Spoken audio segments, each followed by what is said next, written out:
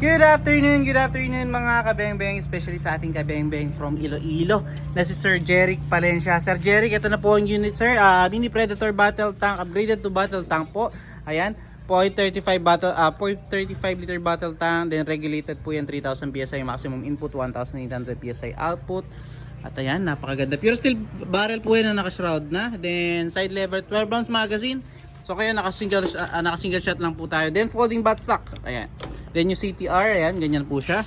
And also adjustable hammer spring for easy tuning, ayan po. Then sa kabila yung kanyang decacker, output gauge, ayan po. Tsaka yung inlet port niyan, no?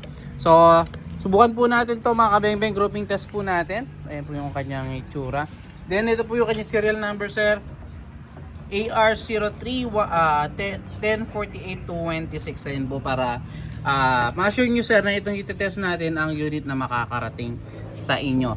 Then syempre test natin yan sa 37 meters mga kabengbeng. Ayan po yung ating steel plate. So Sir Jeric Palencia ng Iloilo, subukan po natin ng yung unit. So first shot po tayo sir. Unang shot, first shot, second shot.